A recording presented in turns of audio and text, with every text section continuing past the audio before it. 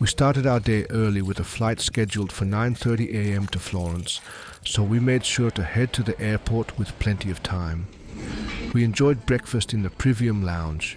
A quick tip: if you're in the Netherlands and travel often, looking into that Privium card is definitely worthwhile. 2 hours later, we touched down in Florence. It's quite a small airport with no gates, meaning you have to take a bus from the plane to the terminal. The rental cars are also a bus ride away from the terminal. We picked up our rental car, a red Fiat 600, which I jokingly referred to as the Ferrari. Our drive to Assisi took about 2.5 hours.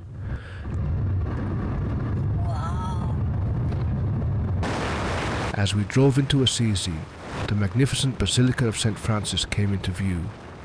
Our hotel was right in the heart of this ancient city. It's clear Assisi wasn't designed for cars, with its incredibly narrow streets.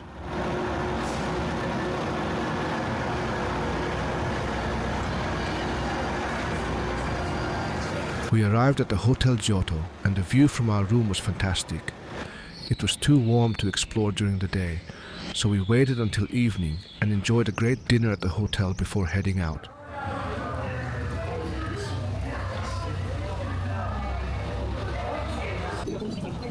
Assisi is indeed a very old town, and its main square is lovely, filled with places to eat and drink. But the best part of Assisi is simply wandering through its streets. You can see just how narrow they are. If a car comes by, you have to press yourself against a wall.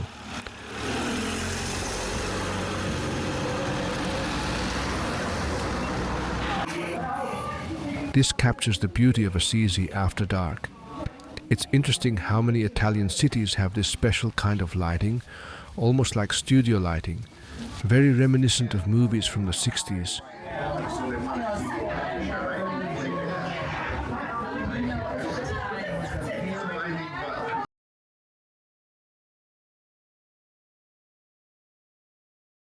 The next morning, we set out early for the Basilica of St. Francis. We aimed to beat the crowds. We arrived around 8 a.m. and it wasn't overly packed. The sun was already shining brightly.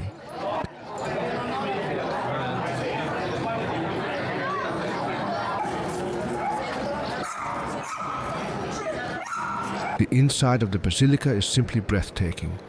Every surface is painted, even the ceiling, which is adorned with gold.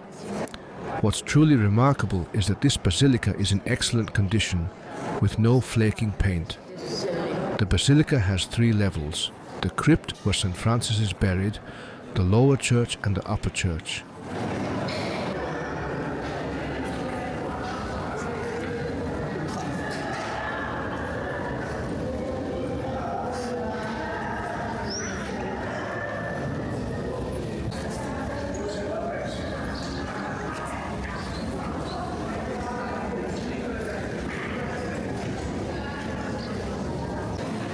This is the interior of the second church.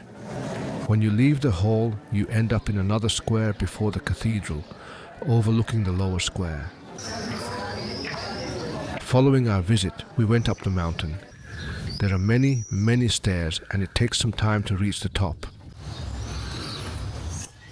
However, every step is rewarding as the city offers stunning views. It truly has that quintessential Italian feel.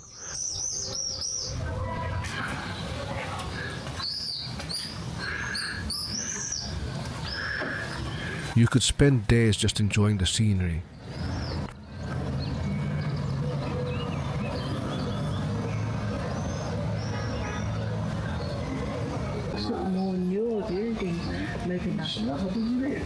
For lunch, we found a small place that, as we later learned, is also managed by the Hotel Giotto. Here we are at the Hotel Giotto bar, being served a delightful mocktail by one of the best bartenders I've ever encountered. In the evening, we dined at Il Frantoio, one of Assisi's more expensive restaurants. It seemed at least some of that extra money went to art, as pieces were displayed everywhere, even next to our table.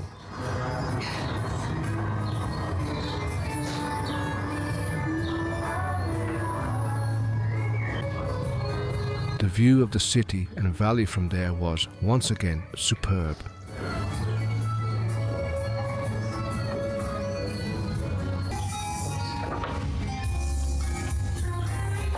We enjoyed multiple courses, typical of an Italian meal, starting with an amuse-bouche, compliments of the chef. I then had pasta with a wild boar ragu, a very local Umbrian specialty.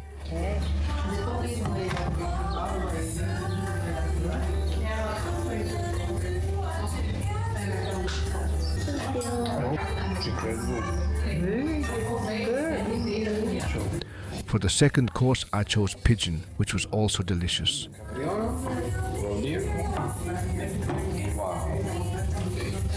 Now we bring you the coca. Sì, grazie. And pigeon. Oh, very nice, grazie. Our walk back offered a view of the hotel bar from below, which looked even more striking. The next day we traveled to Perugia. We parked by the bus station and had already taken one escalator to reach this point. We needed 3 more escalators. It gives you an idea of how high up the mountainside we went.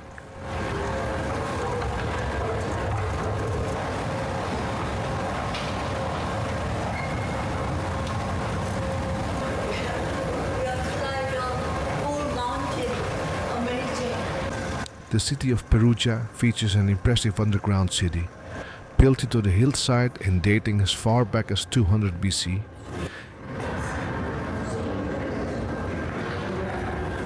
It has many shops and a museum.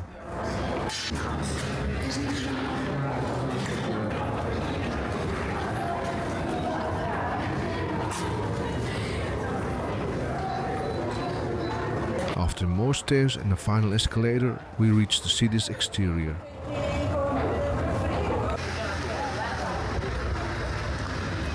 It's a wonderful sight, with a park where many people, especially families, gather.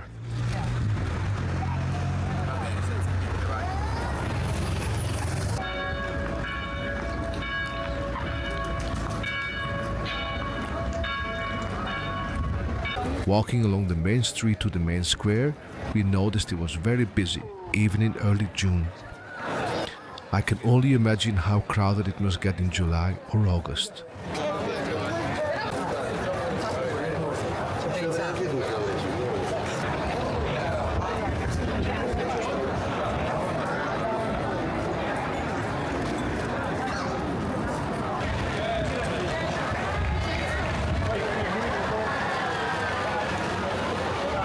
This is Perugia's main square. The fountain was unfortunately fenced off for repairs. This building is the city hall and it was being used for a wedding. We had lunch at Da Cesarino, a large restaurant just off the market square.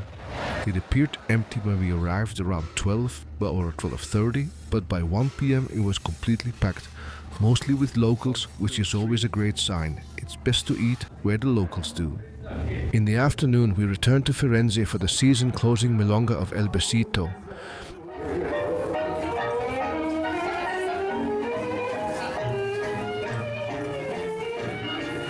They even have a very amusing menu at the entrance. El Besito is known for its high level of dancing, a true Milonguera style, excellent food and skilled DJs. It's definitely a fantastic place to dance if you're in the Florence area.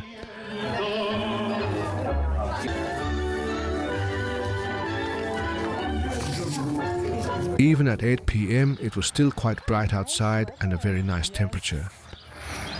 The following day our journey took us to Foligno. This town reminds me a bit of the Amsterdam of Umbria, simply because of the sheer number of bikes. Almost everyone rides one and bikes are parked everywhere. Yes, right.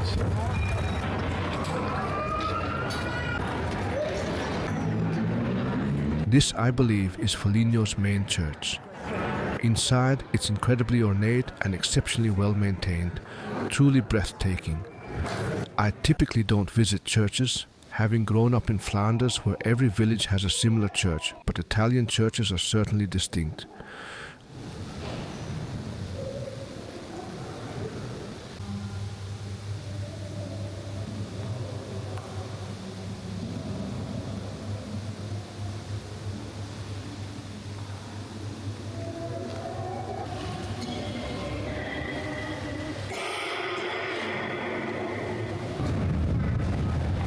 We continued exploring Foligno. It's a medieval city like Perugia and Assisi, but with significantly more graffiti and stickers wherever you look. And yes, like Amsterdam, it also has abandoned bikes.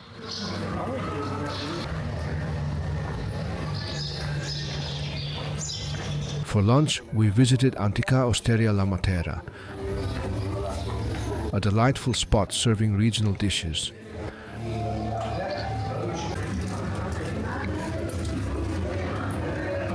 Later, I DJed the season-closing Milonga in Perugia. La Milonguera, hosted by Laura Momi, is, in my opinion, the most incredible Milonga in the world. You find yourself in this relatively small, somewhat remote village, and everyone is dancing Milonguero style.